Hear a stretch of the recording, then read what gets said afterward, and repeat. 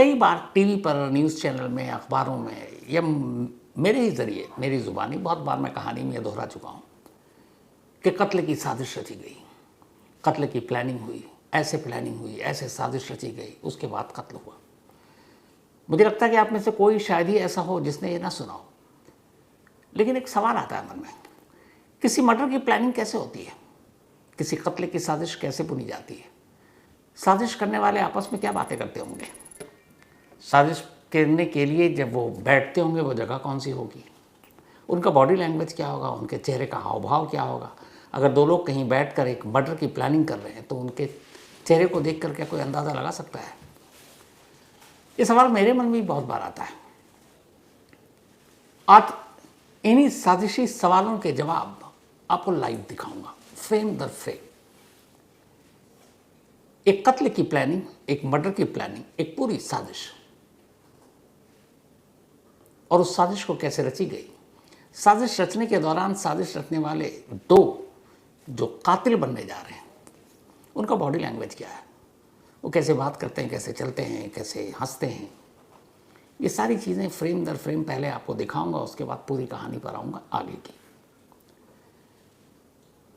जो केतन है उसकी मौत से ठीक 17 घंटे पहले केतन की मौत पर आखिरी मोहर लगाई गई थी और आखिरी प्लानिंग 17 घंटे पहले हुई थी।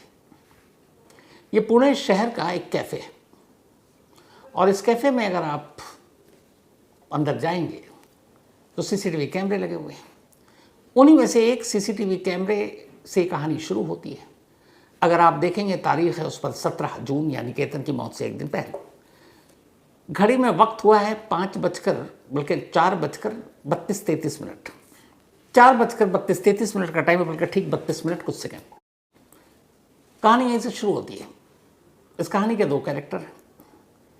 फ्रेम में 4:32 पर एक लड़की जिसने आसमानी रंग की टी शर्ट, ब्लू ट्राउज़र और चप्पल पहना हुआ है फ्रेम में एंटर करती है। उसके ठीक पीछे कुछ दूरी पर उसके बाद एक लड़का एंटर करता है, धारीदार टी शर्ट पहने हुआ है, ब्लू जीन्स पहने हुआ, वो भी चप्पल में। अब ये दोनों कैफ़े के बाहर इस कैमरे में रिकॉर्ड हुए, उसके बाद अंदर आते हैं। अब फ्रेम बदल जाता है, नेक्स्ट फ्रेम आता है। दूसरे फ्रेम में आप देखेंगे तो कैफ़े के अंदर 3 लोग बैठे नजर आएंगे। उसके बाद अचानक वही लड़की जो चप्पल में है, आसमानी रंग की टी शर्ट में है और ब्लू ट्राउज़र में, वो दाखिल होती है। ये लड़की कोई और नहीं, सिया है। और सिया के ठीक पीछे अब वही लड़का दाखिल होता है और ये लड़का कोई और नहीं, चेतन है। अब ये दोनों अंदर दाखिल हुए, इसके बाद फिर से फ्रेम बदलता है। अब दोनों एक काउंटर पर खड़े हैं। काउंटर पर इनके हाथ में, जो चेतन उसके हाथ में एक मेन्यू कार्ड है। वो मेन्यू कार्ड देखता है, सिया से कुछ पूछता है, फिर मोबाइल निकालता है, स्कैनर से पेमेंट करता है, शायद ये अपना ऑर्डर दे चुका। इसके बाद यहाँ पे ये फ्रेम ख़त्म। अब दोनों वहाँ से बाहर निकलते हैं। एक बार फिर फ्रेम बदलता है। अब दोनों इसी कैफ़े के बाहरी हिस्से में आ जाते हैं। बाहर आने के बाद वहाँ कुछ टेबल कुर्सियाँ पड़ी हैं। दोनों आसपास देखते हैं, शायद अपने बैठने के लिए चेयर ढूंढ रहे थे कि किस टेबल पर बैठे। फिर सामने की तरफ दोनों एक साथ बढ़ते हैं और वहाँ जाकर दोनों बैठ जाते हैं। अब सिया और चेतन टेबल पर बैठे हैं, बातचीत चल रही है। कैफ़े के अंदर एंट्री करने से लेकर इस टेबल पर आने तक करीब 4 मिनट लगा था इन दोनों को। 35 से 36 सब शाम के 4:35-36 हो चुके हैं। थोड़ी देर में ही जो ऑर्डर दिया है इन्होंने, वो ऑर्डर एक कैफ़े का स्टाफ उनको दे जाता है। अब दोनों की बातचीत शुरू होती है। थोड़ी देर के बाद अचानक सिया अपने दोनों पैर चप्पल उतारती है और कुर्सी पर रख लेती है। चेतन अपनी कुर्सी को और करीब ले जाता है। अब दोनों बिल्कुल करीब होकर बात कर रहे हैं। इसी दौरान में एक बार ऐसा होता है जब दोनों की पीठ कैमरे की तरफ होती है और दोनों झुके हुए हैं और मोबाइल में कुछ देख रहे हैं। इस वक्त ये दोनों मोबाइल में देख रहे हैं, ये कुछ और नहीं है। मोबाइल में यूट्यूब पे एक वीडियो खोला है और इस वीडियो में लोहगढ़ किले का जो वीडियो है, जो तस्वीर है, वो दोनों देख रहे हैं। ये हमें कैसे पता, ये आगे बताऊंगा। तो उस वक्त दोनों, अब सिया और चेतन उसी लोहगढ़ का वीडियो देख रहे हैं यूट्यूब पर। इसी दौरान में सिया का कि शायद फ़ोन बजता है, वो फ़ोन उठाती है, फिर वापस रख देती है। फिर इनकी लंबी बातचीत चल रही है। ये जो पूरी बातचीत चल रही है ये केतन के मर्डर की प्लानिंग की बातचीत चल रही है और ये आप लाइव देख रहे हैं। अब सीसीटीवी कैमरे में ऑडियो है नहीं, इसलिए इनकी बातचीत सुना नहीं सकता, लेकिन ये उसी कत्ल की प्लानिंग कैसे आप भी पूछ सकते हैं कि भाई ये तो दोनों बैठे हुए नजर आ रहे हैं, कुछ और भी बात कर सकते हैं, आशिकी की बात कर रहे होंगे, केतन के मर्डर की प्लानिंग की बात कैसे कर रहे हैं, ये भी आपको आगे बताऊंगा। खैर, इनकी बातचीत चली लंबी, करीब 45 मिनट तक इस टेबल और कुर्सी पर दोनों बैठकर ये बातचीत करते हैं। बातचीत लगता है बहुत, प्लानिंग शायद पूरी हो गई, हर कदम की तैयारी कर ली गई। इसके बाद अचानक दोनों खड़े होते हैं। सिया और चेतन एक दूसरे का हाथ पकड़ते हैं, फिर दोनों गले लगते हैं। सिया हंस रही है, मुस्कुरा रही है। फिर उसी अंदाज में अब दोनों बाहर निकलते हैं। जैसे ही बाहर निकलने लगते हैं, फिर से सिया का फ़ोन बजता है। सिया फ़ोन उठाती है, कान में लगाती है, और उसी फ़ोन के साथ अब फ्रेम बदलता है और अब ये कैफ़े के बाहर आ चुके हैं जहाँ से एंट्री मारी थी। सिया के कान पर अब भी मोबाइल है, और फिर ये दोनों वहाँ से निकल लेते हैं। जब ये दोनों वहाँ से निकले तब घड़ी में वक्त हुआ था शाम के 5:20। 17 जून 1720। अगर इस टाइम को आप केतन की मौत के टाइम के साथ जोड़ें तो केतन को सुबह 10:30 के आसपास धक्का दिया गया था। 5:20 पर ये दोनों निकले, यानी इसके 17 घंटे बाद केतन का कत्ल हुआ। अब सवाल यही है जो दो पूछा कि आप में से कोई भी पूछ सकता है कि दोनों इस कैफ़े में साजिश बुनने के लिए आए थे, कत्ल की प्लानिंग करने आए थे, मोबाइल में किले का वीडियो देख रहे थे यूट्यूब पर, ये कैसे पता? तो उससे पहला सवाल तो यही मन में आना चाहिए कि ये 17 तारीख को इस कैफ़े में आए, ये कैसे पता? तो यही कहानी है। जब इन दोनों से पूछताछ हुई, चूँकि ये पुलिस हिरासत में है, तो पुलिस ने उनसे पूछा। इस दौरान में पुलिस लगातार इन दोनों के मोबाइल का कॉल डिटेल, लोकेशन सब खंगाल रही थी, या इनके मोबाइल से किस किस को पेमेंट किया गया। तभी जब सिया के मोबाइल के लोकेशन ट्रेस करने की कोशिश की जा रही थी 17 और 18 जून की, तो पुलिस को एक बार उसका लोकेशन मिला इसी कैफ़े का, पुणे के। पुलिस ने उससे पूछा कि तुम इस कैफ़े में क्यों गए थे, और इत्तेफाक से उसी वक्त केतन के मोबाइल से पेमेंट हुआ था इसी कैफ़े में, जो उसने ऑर्डर दिया मोबाइल पर, वीडियो में साफ दिख भी रहा है। तब इन्होंने बताया कि ये दोनों 17 जून की शाम उसी कैफ़े में गए थे और उसी कैफ़े में बैठकर इन्होंने आखिरी प्लानिंग की थी। इसके बाद वो फिर शाम और पूरी रात नहीं मिले थे, अगले ही दिन मिले थे। पुलिस ने जब सिया के मोबाइल को चेक किया, उसकी जो उसने सर्च किया था सोशल मीडिया, जब उसमें गई तो वही टाइमिंग थी। 4:32 से 5:20 के दरमियान उसने लॉगढ़ फोर्ट को यूट्यूब पे सर्च किया था, तो वहाँ से वो मिला। तब पुलिस ने उससे पूछा कि तुम दोनों कैफ़े में क्यों गए और ये लॉगढ़ किला बैठकर कैफ़े में क्यों देख रहे थे? तब इन दोनों ने बताया कि असल में हम मिल नहीं पा रहे थे। एक तो जब से सगाई हुई और भी मुश्किल, शहर में कोई भी जानकार, तो दोनों परिवार बड़े बिजनेसमैन, कोई भी देख लेता, तो इसलिए मिलने में भी दिक्कत आ रही थी। लेकिन ये था कि फाइनल प्लानिंग करनी है, क्योंकि 14 जून को नाकाम हो गया था पहला जो केतन को मारना था, तो किसी ऐसी जगह, इसीलिए उन्होंने शहर से थोड़ी दूर इस कैफ़े को चुना और यहाँ बैठकर कत्ल की आखिरी प्लानिंग करनी थी कि सुबह कौन कैसे जाएगा, वहाँ कैसे होगा, तुम पीछे कब आओगे। और यहाँ तक कि दोनों ने इशारों में बात करने की भी बात की थी कि एक मैं ख़ास इशारा करूँगी तो तुम चल पड़ना, एक ख़ास इशारा करूँगी तो रुक पड़ना। तो ये सारी प्लानिंग वही हुई और इसी प्लानिंग के 17 घंटे के बाद केतन का कत्ल हुआ। तो ये सीसीटीवी फुटेज उस प्लानिंग का, जो शुरू में मैंने कहा था कि एक लाइव प्लानिंग, कत्ल करने वाला कैसे करता है, क्या चलता है, कैसी बातें करता है, बॉडी लैंग्वेज क्या होता है, ये उसका जीता जागता सबूत है। और फिर एक सवाल का जवाब भी मिल गया। अगर आप देखेंगे इसमें सिया जिस तरीके से आई, सिया जिस तरीके से मुस्कुराई और जिस तरीके से गले लग कर गई, चेहरे पे कहीं से ये पता ही नहीं चल रहा कि मतलब ये दोनों यहाँ एक कत्ल की प्लानिंग कर रहे हैं। वो कत्ल जो अगले कुछ घंटों बाद होना है, और वो भी कत्ल अपने ही मंगेतर का। मतलब आज एक मर्डर की प्लानिंग खुशी खुशी, क्या करें, अजीब लग रहा है, इसीलिए कह रहा हूँ। चेहरे से कोई हाव भाव नहीं। इसको देखकर कौन पता कर सकता है कि ये दो लोग यहाँ बैठे थे कैफ़े में, ये एक मर्डर की प्लानिंग करने के लिए आए थे? कुछ सोच भी नहीं सकता। इसीलिए कब क्या किसके दिमाग में चल रहा है, क्या बातें कर रहा है, ये सिर्फ उसके कपड़ों से, उसके बॉडी लैंग्वेज से, उसकी चाल से, उसके चेहरे से, उसकी मुस्कुराहट से या उदासी से या गुस्से से कोई पकड़ नहीं पाएगा। और ये वीडियो इस बात का सबूत है। तो आइंदा कभी किसी कत्ल की प्लानिंग और साजिश की बात हो तो समझ जाइएगा किसी तरीके से प्लानिंग होती है जिसके बारे में कोई जान भी नहीं पाएगा। तो ये तो रहा कहानी का पहला पार्ट। अब एक दूसरी तस्वीर आपको दिखाता हूँ। यहाँ पर पुणे पुलिस और फॉरेंसिक की टीम है और ये वही खाई है और ये वही जगह है जहाँ पर केतन की बॉडी मिली थी। यहाँ से एक शख्स ऊपर की तरफ इशारा भी कर रहा है। 340 फीट गहरी ये खाई है जहाँ से धक्का दिया गया था।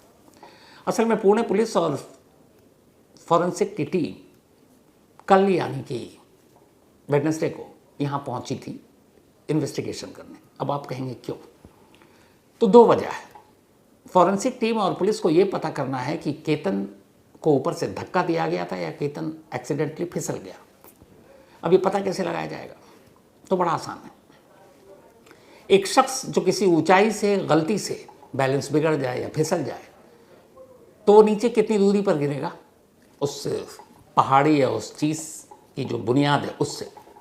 और एक शख्स जिसे धक्का दिया गया वो कितनी दूरी पर गिरेगा?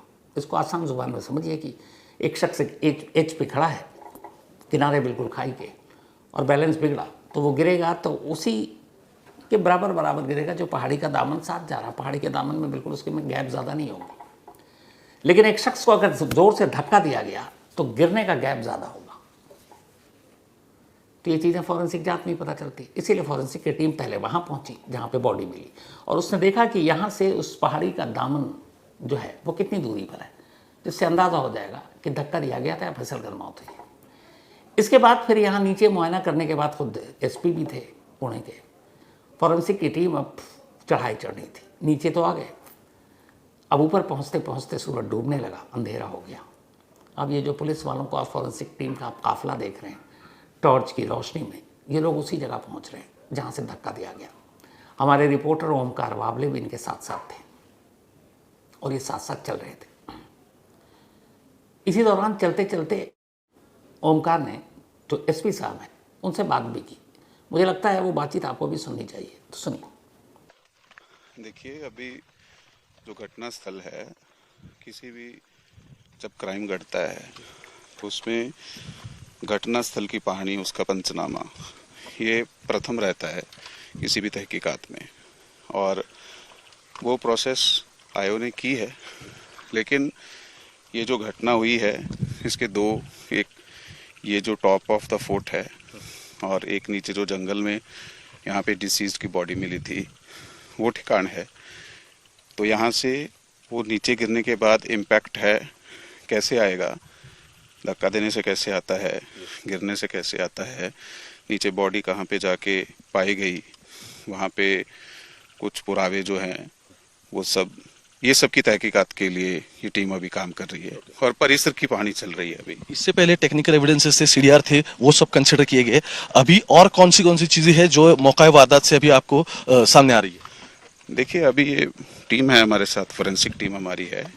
वो जहाँ पे भी हमें जो पहाड़ी करनी है वो बारकाई से की जा रही है। तो ये तहकीकात का मैटर है, इस पर अभी कमेंट करना योग्य नहीं है। लेकिन जहाँ पे भी हमें ये लगता है कि तपास में ये पर्टिकुलर एंगल जो है वो कवर होना चाहिए, वो सब जो अलग अलग टीम है, फोरेंसिक की टीम है, इन्वेस्टिगेशन टीम है या डिटेक्शन टीम है, वो उस हिसाब से काम कर रही है। Thank you. एक आखिरी सवाल सर, शुरू में तो एक्सीडेंटल डेथ था, बाद में आपकी टीम ने इस पर अच्छा काम किया, इसकी वजह से ये सामने आया कि ये मर्डर है। अब जब दोनों अक्यूज आपकी हिरासत में हैं, कौन सी चीजें सामने आ रही है? क्या उनके स्टेटमेंट रिकॉर्ड हुए हैं या कौन सी चीजें जो रिमांड में अहम है? देखिए, इसके बारे में ऑलरेडी मीडिया को माहिती दी गई है, आप भी उस दिन वहीं पे थे। तो जिस हिसाब से घटना हुई है कि पहले वो 31 को यहाँ पे आना, फिर उसके बाद आग्रह करना दोबारा जाने का, फिर वो बाली का ट्रिप कैंसिल होना और फिर 14 तारीख को यहाँ पे आना और उसी जगह पे बैठना जहाँ पे 18 तारीख को इस घटना को अंजाम दिया गया है। तो ये सारा जो एक लिंक है इस सब घटनाओं के बीच वो उभर के सामने आ रहा है। उसके पीछे कुछ जो मोटिव है वो उभर के सामने आ रहा है। उसके बारे में इन्वेस्टिगेशन होने के बाद ही आपको डिटेल जो इन्फॉर्मेशन दी जाएगी। Thank you. तो सुना आपने। अब इसके बाद पुलिस और फॉरेंसिक टीम पहुंचती है उस जगह पर जहां पर 18 जून की सुबह केतन खड़ा था और सिया और चेतन ने उसे धक्का मारा था। बाकायदा फॉरेंसिक टीम ने वहाँ से तस्वीरें ली, वहाँ से ऊंचाई देखी, वहाँ से इस बात को भी पता करने की कोशिश की कि जो बॉडी मिली कितनी दूरी पर थी, धक्का मारने से मौत हुई या फिर फिसलने से मौत हुई। तो रात के अंधेरे में टॉर्च की रोशनी में ये पूरा काफिला उस कत्ल की तफ्तीश करने इस ऊंचाई पर पहुंचा था जो इस वक्त सुर्खियों में, कि 20 साल की एक लड़की का दिमाग इतना शातिर कैसे हो सकता है जो बड़े बड़े पेशेवर अपराधी को भी पीछे छोड़ दे। तो ये तफ्तीश भी आपने देख ली। इस बीच पुलिस इंट्रोगेशन में, चूंकि पुलिस कस्टडी में है दोनों, सिया ने एक बात बताई। उसने कहा कि जो केतन का परिवार है उसके परिवार को वो लोग जानते थे। पुलिस ने उससे पूछा कि तुमने आखिर एंगेजमेंट के बाद कत्ल क्यों नहीं किया, अगर मतलब कत्ल क्यों किया, अगर शादी नहीं करनी थी तो एंगेजमेंट ही मत करती। उसने कहा कि मैं शुरू से ही शादी के खिलाफ थी, पर मेरे फैमिली वाले जिद पर अड़े थे कि तुम्हारी शादी केतन से होगी और केतन का परिवार अच्छा है, केतन अच्छा लड़का है, पर मैं नहीं चाहती थी। पुलिस ने पूछा तो मना कर देती। उसने कहा परिवार वालों ने मुझ पर दबाव डाला, बार बार यही कहा कि इससे बेहतर कोई परिवार और फैमिली नहीं है, तुम्हारे लिए बेहतर लड़का है। तो पुलिस ने यह भी कहा कि तुम साफ इनकार कर देती, धमकी दे देती कि भाग जाऊंगी, किसी और से करूंगी। उसने कहा नहीं, मैं घर वालों के खिलाफ नहीं जा सकती थी, पर मैं ये शादी नहीं करना चाहती थी। मैंने अपनी बुआ और कुछ और रिश्तेदारों से ही बोला, अपनी माँ को भी बोला, पापा को नहीं बताया था, बट वो लोग पीछे हटने को तैयार नहीं थे और इसीलिए मैंने फिर सगाई कर ली, ये सोचकर कि सगाई से शादी के बीच में काफ़ी वक्त होगा, कुछ ना कुछ कर लेंगे। उसने ये भी कहा कि सगाई के वक्त उसे ये आइडिया नहीं था कि केतन को मारना है, ये बाद में ख्याल आया। तो मर्जी के खिलाफ शादी हुई, ये बात सिया ने बताई। दूसरी तरफ चेतन के पिता ने यह कहा कि उन्होंने पहली बार सिया का नाम पुलिस स्टेशन में सुना जब चेतन और सिया की गिरफ्तारी हुई और पुलिस वालों का फ़ोन आया और वो गए, तो दोनों आमने सामने बैठे थे, सिया और चेतन। तो चेतन के पिता का यह दावा है कि मैंने जब चेतन से पूछा तो उसने कहा कि मैंने केतन को धक्का नहीं मारा, जब केतन को धक्का मारा तब मैं कुछ दूरी पर था, सिया उसके करीब थी, सिया ने धक्का मारा। और चेतन के फादर का यह भी कहना था कि वो उस वक्त वहीं मौजूद थे, दोनों आमने सामने थे। वो क्यों गया तो देखो, अभी हमारे को तो बोल के क्या नहीं, हमारे को तो बोला मीटिंग है, मीटिंग में जा रहा हूँ, ऐसा सुबह मैं उसके मम्मी को बोल के निकला। मेरे को तो कुछ बोला ही नहीं, मम्मी को इतना बोल के निकला। लड़की के साथ में था उसके बारे में उसको अपने को कुछ मालूम नहीं, कुछ नहीं बताया। कुछ मालूम नहीं नहीं, इसके पहले भी था, इनके साथ में रहता तो कभी देखते, हमने कभी देखा नहीं। हमारे को उसके बारे में कुछ मालूम नहीं। और वो सिया जो लड़की का नाम भी अभी कल मालूम पड़ा, उसका भी आपने को कभी न तो कभी देखा नहीं। बात पहली बार वो पुलिस ट्रक में देखा उसको, लड़की को। अच्छा, हाँ आपने? हाँ। अच्छा, मुझे एक बात बताइए। और उसका नाम ये सब कल मालूम पड़ा। चेतन एक क्रिकेटर है और 22 साल की उम्र है और कहते हैं कि पुणे में लोकल लेवल पे बहुत अच्छा, मतलब उसका क्रिकेट के फील्ड में नाम है, बहुत सारी ट्रॉफियाँ जीत रखे हैं, बहुत सारे मैन ऑफ द मैच जीत रखे हैं। लेकिन चेतन के घर वालों को पता नहीं था कि सिया और चेतन का क्या रिश्ता है। हालांकि वो मना कर रहे हैं, उन्होंने कहा कि मैंने तो पहली बार नाम ही सुना वहाँ थाने में और उससे पहले हमें पता नहीं था। लेकिन चेतन और सिया के रिश्तों पर जितने लोगों को अब तक जो सवाल था, इस कैफ़े की सीसीटीवी तस्वीर ने उन सारे सवालों का जवाब दे दिया कि इन दोनों में रिश्ता था, दोनों दोस्त थे और जिस तरीके से दोनों कैफ़े में मिले थे उससे भी साबित हो गया। अब पुलिस इन दोनों से और पूछताछ कर रही है और इस बात की कोशिश कर रही है कि जो भी अभी इंट्रोगेशन है, सब कुछ है, एक पुख्ता केस तैयार किया जाए। क्योंकि एक चीज़ आप लोग याद रखिए, अभी सारी बातें, सारी चीज़ें बेशक सिया और चेतन के खिलाफ हैं, लेकिन एक चश्मदीद कोई नहीं है जिसने केतन को धक्का मारते हुए सिया या चेतन ने दिया हो जो धक्का देखा हो। और अगर हमारी अदालतों में आपको पता है वकील साहब ढंग के मिल गए तो फिर एक्सीडेंट और मर्डर के बीच का जो बारीक सा फ़र्क है कैसे दूर होता है या हो सकता है, आप लोग भी जानते हैं। दूर जाने की ज़रूरत नहीं है। यही 11 महीने पहले, मई का महीना था, ये जून का है, सोनम सोनम सोनम हर जगह सुर्खियों में था। हम सभी ने कितनी कहानियाँ सुनाई, कितने शोज़ किए, लेकिन साल भर भी नहीं हुआ सोनम की गिरफ्तारी को, जमानत मिल गई।